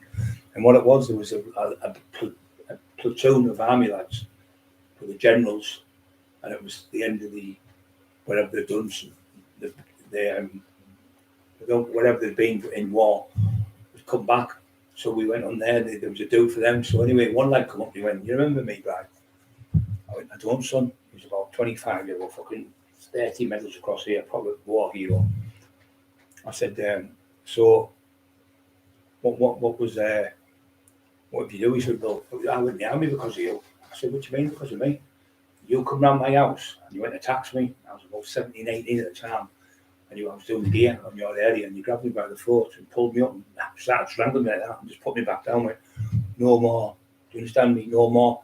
2 weeks later, I went in the army, and ever since I've been in the army, I tell that story. Everyone said, "I could fucking." So me shouting at him, giving me shouting at, sharp shots, treatment, went in the fucking army, became a war hero. So anyway, he said, "Can I have a swear, Mr. Cock?" I said, "Just call me Brian, General. We'll talk to the General. I can't talk to the General." I said, I went on stage first. I'd just like to say thank you for everyone tonight. I hope we have a great night. I hope no one gets hurt. We have a great boxing bout. May the best man win. And obviously come out shaking hands. It takes a lot of ball to get in the ring and to stand up in front of people doing it. It takes a lot of courage. I have all the respect in the world for you guys tonight. Everyone cheered like mad. And I just want to thank all the army heroes we've lost. I'd like to have a minute silence. So we did a minute silence. Then I said, I'd also like to thank all the ladies as well, and doctors and nurses who've given their lives in the war what we've had with tyranny, while we are standing here tonight talking, because people like yous will put your life on the line, and a lot of you have lost friends. They were all cheering like mad, all the crowd, and the army lads were all, go on, Bride. And then I said, I'd just like to say thank you all for looking after us lot, us here at home. Without you guys, we wouldn't be safe. You're making the country safe and us safe. Anyway, they came over loads of them roads, get pictures of me, and that was amazing, that speech. I just did it off my head, didn't even think about it, just done it. And he said, the gentleman, I'd just like to say thank you for that on behalf of the battalion, what the fuck it was called. He said, marvellous speech, really good, boy, man, really good, like, really posh. And I said, yeah, I respect you all, every single one of you is what you've done. He was on a ban to me, but I think it's been left. He's got it off. He's had it fat shell. He's been with a fat fucking friend and an advice bureau's been helping him get it took back, put it back on. But he's going to get another one in the next few days because he's done it again. He's put another one up about Emma, put a full phone number up. Emma the prostitute from Liverpool, blah, blah, blah, blah. So I can't understand how these fuckers keep doing these things. I say one fucking thing, if you come to my house with any violence, I'll meet fucking violence with violence, even if I have to kill you on my doorstep. If you come, not, here's Emma Cockerill, I'm going to shoot you in the face. Emma Cockerill, I'm going to cut your fucking nose off. Emma Cockerill, I'm going to get your head smashed in with a fucking brick. Emma, I'm going to put you in the ground, you're going to be pushing up daisies. They're all threats to kill. I'm going to put one between your eyes. He gets took off for one day and he gets put back on again. We all know it's fucking them again, the little police informers. Anyone else will be took off for good. Threats to kill people. And I'm one for fucking, if you come to my house, because he was saying he was going to rape my wife. Like Simon said, who's been on today, if you watch the podcast, you'll see. 2 days ago, I think it was, 2 or 3 days ago, he got a ban. He's back on again. He must have appealed the thing, the strike. How can you appeal a strike when you're trying to shoot somebody between the eyes? I'm going to fucking finish you, put you on the ground. I hope she gets fucking kicked to death. That's serious threats to kill that. So that, my mind, what I said, is like, fucking that much in it compared to what they've said. I'm going to get somebody to, that's what he said. I'm going to get somebody to come to your door, cut your fucking nose off and your lips off. with a Stanley knife. That was exact words. She's got all the screenshots. Just put another one in. Just put another one in. This time, he'll probably get banned for life. Because this time, they'll say, wait a minute, you've already been fucking warned. You've had a strike the other night, you've done it again. Because if you do three in a month and you get caught on them, you get banned for life. Never, ever get back on. The channel gets stuck down, but he had a backup channel or something. He's put that on, Emma said. And that's it again, calling her a prostitute and a slag and this, that, and the other. You can't do that in the 21st century, but these fuckers can. These people are working with the police, the cops are sitting back and letting them do it. There's one people like me to come on, people like fucking Teddy to come on, start screaming and shouting and get locked up. The least little thing I do, I get pulled in. I've been on now 44 weeks. I've been on this fucking shite through that crank for saying if you come to my house with violence, I'll fight violence with violence. Well, what's wrong with that? If it's not like I'm coming to your house, Tommy Smith, the moment I come to your house, I want to do you then. That I understand the cops get you for that. But when you're saying if you come to my house, what anyone on my orders, Peter the Box, Freedom, Timmy B, all yous on here. What one of yous wouldn't say if somebody threatened his wife, your mum, your dad, you try to tell me that one of yous would stand up and say, I'm fucking, you come to my house, I'll fucking kill you, cunt. You couldn't hurt my wife or my daughter or my brother or my sister or rape my fucking wife. Well, man wouldn't stand up for his wife. You'd have to be a fucking coward if you didn't. I'd rather get killed 100 times over than sit back and let somebody do that to him. He's already been doing this, that dirty bastard, for 4 years to while I was in hospital in a fucking wheelchair, paralysed. I couldn't even hold the bastard phone and out. I couldn't even walk. I hadn't had 4 and 5 nurses were getting me out of the bed. I thought it was 6 months when I had the second operation. It was only 10 weeks. So we've been older. I said, look, it's going to be really tough on you, really tough because of your age, 55 was that? No, 56. I don't know, 59, 57, yeah, 57. And you're having 2 major operations. One's massive for some of your age to get over because that one you had there was, you were knocked out. It was 2 hours, 40 minutes to do the operation. Complications or disaster in your neck. And he said also, it was 3 hours you were knocked out. So it was like 5 hours, 40 minutes I was knocked out. And then I had to have another one 10 weeks later. So I had another one where I keeled over and they come in with fucking space blankets on me, like that, silvery stuff like that. And I said, get me some fresh orange upstairs. Because I knew I'd been knocked out that long. I had no sugars in my body. So I said, it's like diabetes I've got. I said, I need sugars, crackers. He was going, what crackers, what crackers? From this fucking, I'd had my operation when I went back on the ward. I kept saying the wing. I kept saying, what am I doing in this wing? I thought I was in fucking jail off my head. So anyway, when I went back to the ward, he was lovely, the Polish doctor. He was from Putney Spring, I think he's from. And he said, I said, I'm going to take you out because he looked after me, he was really nice. But he panicked a bit. He said, what are crackers? Jacob's crackers have got more sugar in than anything. You eat them and they bring your sugar levels back up. So I got them off him and he gave me 2 crackers and he gave me a fresh orange. Just go and get me another orange, give me another one. And in about 5 minutes it was going, started raising me because it went beep, beep, beep. Like the fucking thing was going down. It wasn't my blood pressure too high, it had dropped too low. I was freezing cold. He said, you feel like you're in the freezer. But I said, that's my nerves. My nerves are damaged through the freezing. I knew more than fucking him. From Poland he was from. He was lovely though, he was lovely people. That was the James Cook Hospital. It's like being in the Starship Enterprise and the machines and the stuff they've got in there. The other one, North East, fucking disaster, that one. It's the worst hospital in Britain. It's got machines, you have to take one out to take another one in and press it over. A fucking disaster is that hospital. It's something like 8 million pounds a year to keep it open. It's that dilapidated. It's a mess. They should have built a new one at Wynyard. So many £billion. But they need it. They need the fucking thing. You go in there, you're waiting 5 hours, 9, 10, 12 hours to see a doctor. It's fucking terrible. But what I feel sorry for them nurses, I love nurses and I love doctors and I love care workers or well people because it's very hard work and they don't get along the doctors do. But them nurses are absolutely beautiful people. They get a pittance and it pisses me off. I feel myself getting upset when I'm seeing them work and I'm sat there and saying, well, work that she's 60-year-old, this and that. She never stopped working all day. You never stop, you 60-year-old, I'm exhausted, big fella at the end of the day. I just felt, I said, you know what, I feel sorry for you. I said, what fucking pisses me off? She said, you're right this way. I said, what pisses me off? I said, you're coming here, the kindness you have. I know you get paid, but you get paid a pittance. But to have to pay £7 a fucking week to park your car, to treat us patients, is fucking disgusting from the council. I think the council are scumbags. Absolute atrocious that you have to go. Imagine if you went to British Steel and they went, oh yeah, lads, you all have to pay £30 a month, or whatever it is, £40 a month.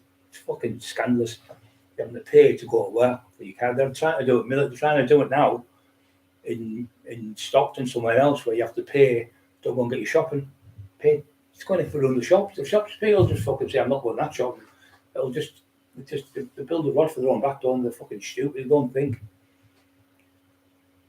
Not tonight, Pete. Oh, not tonight, Pete. My fucking neck is fucking throbbing. I trained back last night. I did well.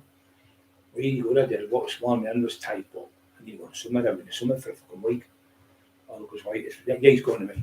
You're not dead white, you. Have you seen the fucking state of him? His fucking big fat chins down here like fucking orangutan. His fucking ginger orangutan head. Calling me names. Fucking state. You've got no teeth there, right? Yeah, maybe you haven't. But you'll have no teeth like you daft cunt. You won't have any teeth, clown.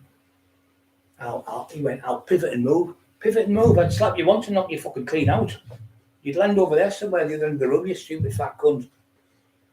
All it is, it's all because you're hiding in a police house, you've got the police with you, you think you're safe. Not all the time, you're not. For all them films where people get done in. Oh, we had him in a safe house. Well, the IRS need to get him. You read it only in the paper, you see them getting done in. But he can't shut his mouth, he's a fucking idiot. He goes on buses where people see him and take pictures of him, and that's how he's going to get caught. He shouts his mouth off in town centres. I'm Jamie Boyle, I'm doing a book, and next 6 months you're going to read the papers. Well, 6 months has elapsed. That was 9 months ago. There's still no fucking Paul Sykes movie. There's no Brian Clough book. There's no another book coming from anywhere. It's all shite. Jack the Ripper solved the murder of Jack the Ripper. You're fucking round the bend. The laughing stock of Britain. You know who Jack the Ripper is? He's from Middlesbrough. Well, where's he live? Ayrsham Road. Ladgate Lane. Fucking Borough Road. Where's he from? What was he? A midfielder cutting through the defence. What was he playing for Middlesbrough in defence? Cutting through the dot. Playing midfield, cutting through the defence with his fucking sharp knife. He's fucking round the twist. Jack the Ripper's from Middlesbrough. Fucking, he left his bag on the clipper ship. As if you'd have, this is my bag for all the evidence is in this bag. All the evidence is this bag. I'm the Ripper. Look, I'll just put my name and address in the bag. So if I just put my own name and address in here, it doesn't even make sense, does it? Why would you put your own name and address in the bag if it's got all murder tools in? You're admitting you're Jack the Ripper, and it's fucking round the twist. You can't stop with coughing. What we mean is making you laugh. Jack the fucking Ripper. Jack the Stripper, more like. Jack the paint stripper. Fucking round the twist, honest to God. He went, but guess what, guys? I've only solved Jack the Ripper murder. He's only from Middlesbrough. 144-year-old fucking murder. His murder never been solved for 144 years. The Belgian police, the French police, the Dutch police, the Metropolitan Police, the FBI, the CIA, MI6, MI5 have all had a go at trying to solve Jack the Ripper. But Emma said, our national treasure, Jamie Boyle, goes to London on a 1-hour Ripper tour, comes back, and he knows who Jack the Ripper is. He solved the fucking mysterious, nearly 150-year-old murderer. He's from Middlesbrough. If he'd have said he was from London or like said he was from like Manchester, you have to say, fucking hell, he's round the fucking twist. So Jack the Ripper now is from Middlesbrough. But he still hasn't. It gives the name of him, but he left his name in the fucking in the bag. I think he's fucking hilarious, mate. But he is fucking. I've been rehearsing my Christmas song, hanging along in the Christmas night. I've been singing last night. Pivot and move. Pivot and move. You will move if I fucking hit you. You'll end up on the other side of the street. Fucking little dangly. Your little legs about that long. Fucking the other one. You call him Rex. No Irish bull. His arms are that long. It's because he got little long arms. So when you shut up! Fucking dogs. Stop it! Can you me bang that? DC Boyle. Yeah, it fucking is DC Boyle. So the other ones, because that fucking table rattled then. So the other ones like that. I can see a lot of mentions of a certain name in the chat.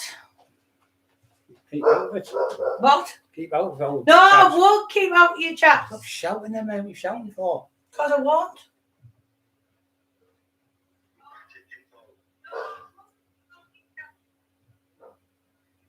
Your subscribers aren't encouraging him. I don't encourage anyone. I'm just talking. Well, stop your talk. 60 on, don't forget to push the like buttons, guys. So yeah, so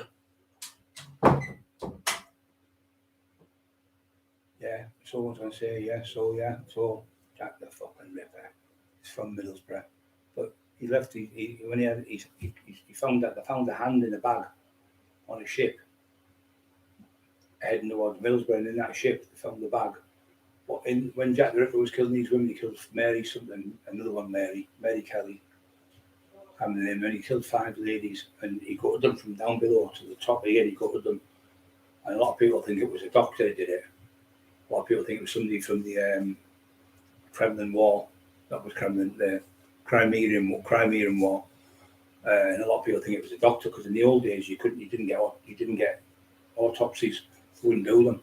So they thought it was sacrilege to open somebody up. So they used to get people like Burke and Her, who were from Edinburgh, I think it was, or Edinburgh, I think they were from, and they'd go around for doctors, like student doctors, and they would go and they were allowed to get like dead bodies, you know, like because in them days they would leave them hanging on the jib thing, like back and forth. So I'd like cut your jib and that train, they'd have them on the jib hanged up, and they would sometimes gut them, go open and kill them, we'd disembowel them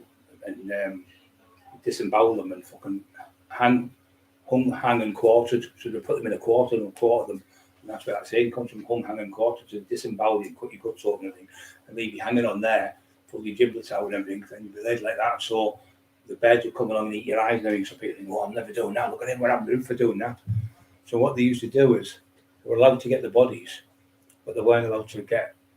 So what they used to do, they'd murder people, started murdering people and killing them, and bringing them along like on a barrow and taking them to a doctor or whatever, like fucking Frankenstein, you know, the old film.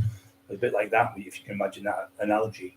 And they would go and they would find out how the organs worked, and that's how they ended up helping people with, you know, how the heart would work with limbs and things like that, because they weren't allowed to open people up, only if they were like murderers.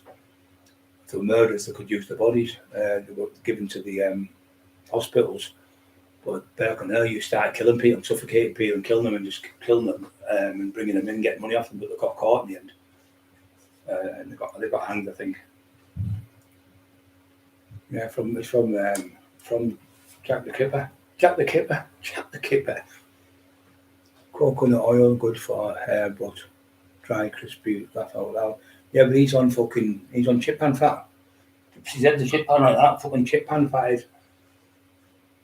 What a fucking mess. Another one's come on today, like I say, Simon Ambler, and we've also got the proof from his phone, and has got all that as well to put on. There's loads more we've got. We're going to put Martin Joseph Turner on, I'm going to put Dale Brendan Hyde on, I'm going to put Carol Edwards on, I'm going to put Tina Shaw on, I'm going to put them all on. You can see all these people from multitude, from all the way to London, all the way to fucking Scotland, people in Wakefield, people in Middlesbrough, people in Darlington, people in Hartlepool, people in Newcastle, all over the country. He's ripped people off everywhere. He's been doing it for years and years and years, and now he's come to an end now with little games, because he keeps doing the same MO. Every time you see it, it's the same thing, what he's going to do to everyone. So everyone's coming out with the same analogies and the same names and the same things what he's saying. He's been doing this for fucking, it must have been doing it for 10 years. He's the biggest British worst troll, and he thinks it's funny. He said, they call me the worst troll, and he really gets a buzz out of it. He really gets a buzz out of being a troll. He uses crisp and dry hair gel. He fucking needs to use something. Fucking ginger nut. He said, that was what he did. He said, I've just been in, guys. I've gone for the Paul Weller look. Paul Weller's fucking fuming. He's fuming. He said, I'm going to sue that cunt. He looks nothing like me. Paul Weller. You got a purple rinse? Paul Weller said, I've got a purple rinse. That's the old women. You know, you go and you get a blue rinse or a purple rinse. You got one of them? Purple fucking rinse. Purple rinse. Purple rain. He's fucking mental. But what's happening now is great because everyone who's on here, it's all shit. So anyone who get told or anything on here, we all know it's that cunt, and we all know it's him, all the way he talks and writes. It's the same shit. You can't think. Do you know you've got say Tom Jones record, Elvis Presley record, Blondie, fucking whatever, fucking Tom Jones, fucking maybe 5-6 records you've got. He's got 5 or 6 of the same MOs every time, and he'll just, once he does one, the record will be playing, that'll fall, the next record will come on, that'll fall. So everything he does is the same MO, one. So easy to catch him out, so easy to work him out, and his wife can tell him how it's there. Jimmy B, Julie Chance, right there, Rich T, it was, get that, mate. Hope you can get back off again, Peter. Peter, what's happened?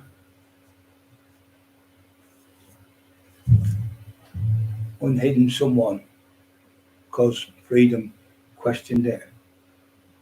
I don't know what you're talking about. Unhidden someone. Get him up and I can quarter him. hang, what's it called? Hanged. I think he's in court. I can't remember the name now. Hung, hang, and quartered or something. Hung. I can't remember his name, but it's called now. Yeah, it was the worst thing you could get done here. They'd leave you in your eyeballs, would get picked out by crows and stuff. They'd leave you there for weeks, months, years. And some people, oh my God, look at him. Oh, there's a troll in the chat. Well, you'll be that idiot. There's only, when we start talking, he hasn't got a clue. He's a fucking clown, he is. The tears of a clown. Oh, he's dressed up as a clown as well. He's dressed up as a clown. He's taking the makeup off and he's crying his eyes out. Like, in the film, the clown when it cries, because what it is a film about a clown. They did the Joker. So the Joker's copied off the old film. The old film was about a clown. He was always happy with a big face on, but when he took his face off, he would cry.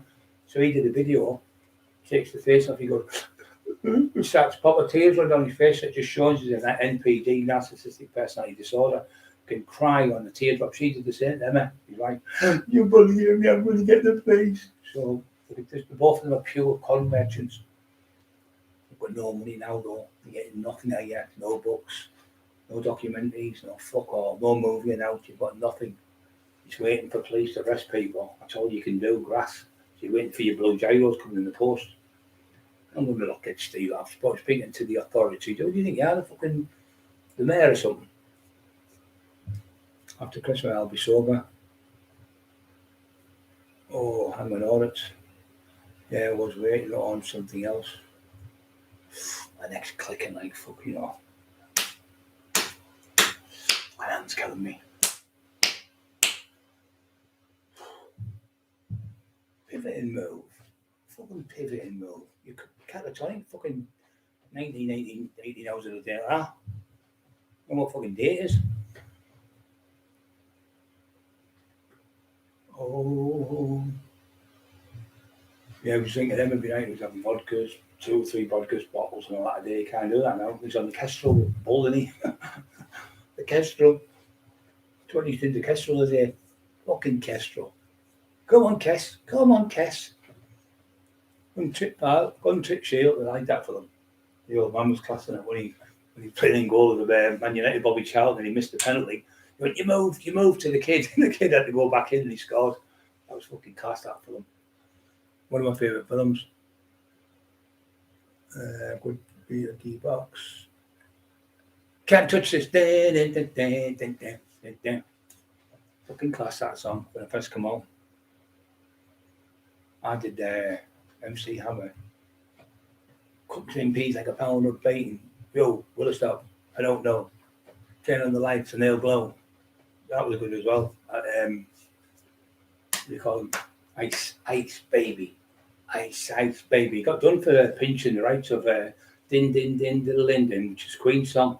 Under, I think it was Under Pressure, was it called?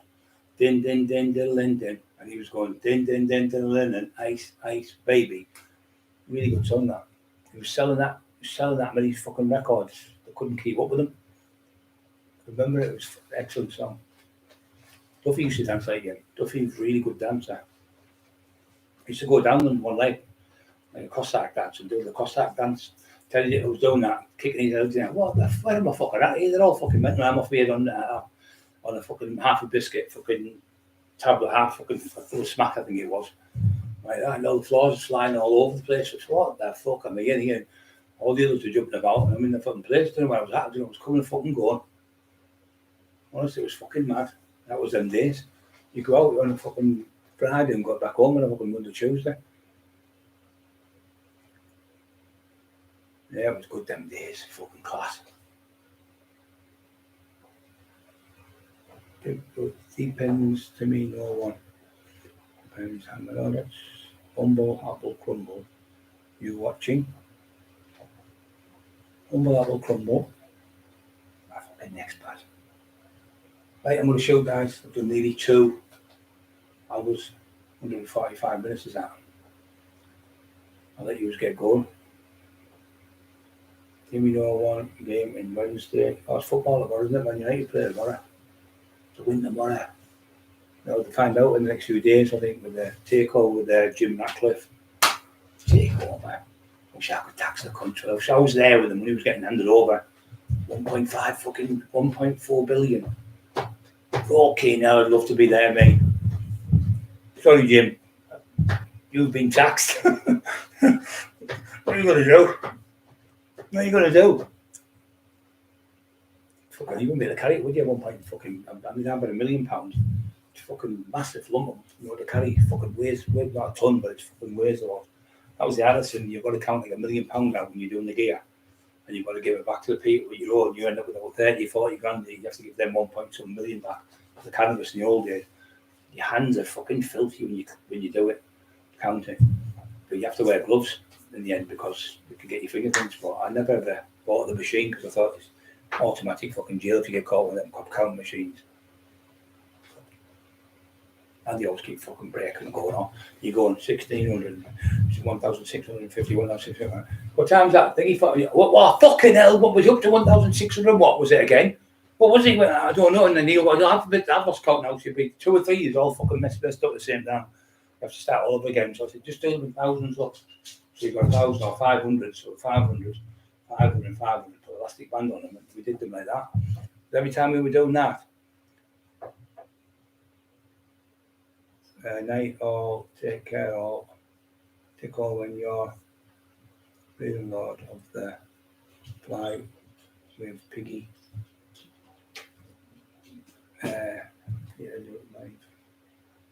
Lord of the Flies with Piggy. Piggy laugh out loud. Telling you when you're smiling, the whole believe Teddy, poor Teddy. Come on, he's on talking last night after he said that video there which he did fucking destroyed him. He said the thing is you can't even get in trouble because it's his own voice talking, it's him talking to himself. Brian Cockerill was the best ever. He never hurt any women and children. He never hurt anyone. Me and my wife think he's great. Well, why you call me names now? Because you were found out. No, you look stupid. It's like, you know, somebody, what's that saying? Somebody scorned, or was scorned and they're horrible. Being found out, found wanting. It's an old saying years ago you were a knight. One of them ones, a knight's armour. Like, with a suit of armour and that, and you have a fight and you got beat, destroyed, they'd say you've been found wanting because you were fucking shy, you couldn't fight. He's been found wanting now. But he's been saying all these things about me for years, and all lies. He's been saying I was lying, but then he says on there, he goes into schools. I've seen him in 3 schools with me. I've been and he does them all for free. Everything he does for free. He's such a good lad, and he does so much in the community. He would never hurt any innocent people. His name was on everyone's lips. He was the law in this area, and I've seen 7 charge sheets where he was pulled in for 7 murders, but he never done them. a lot of people used to blame him for stuff. So that's what I've been saying all along. And he's saying I'm lying. But then you confirmed it 3.5 years ago. That's the video that you made talking about me, because you were talking about me good, because you want to tell the truth. And that's you telling the truth about me. So why are you lying now? It's because I win you at court. I beat you at court. Ice, baby. Let's go. The avenue's packed. I remember those flights. I remember the full. If it comes on, I can remember all the words. Really good. Yeah, so all them things you were saying about me putting babies in fridges, where's all that come from? I used to go into the Hartlepool, get babies, put them in fridges. What was it, fucking Captain Birdseye? Would you like a Captain Birdseye frozen baby? Fuck off, you crank. If you done that, everyone in the world would know, wouldn't you? You'd be in every paper. Everyone used to put children in freezers. Fucking round the bend he is. Used to rip old women's clothes off, 87-year-old. Wait a minute, if they were 87 then, they're going to court now, that means they're 120, 130-year-old. You fucking round the twist.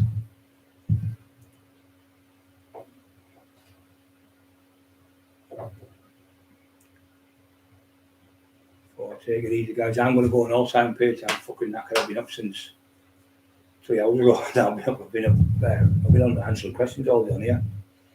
Right, I'm going to go. Definitely going now. Oh, I'm going on with the fucking things. Oh, there it is. 1 minute, I think I'm getting better at it, and the next minute, the fucking thing's shit. It isn't. I can't understand why I didn't fucking just go. Come on. Oh, for fuck's sake, you've got to push that forward, go up a bit. Yes. Better. Oh, I've got it right up at the top of there. How do you get it up? Oh, that's it, I see now. Goodbye.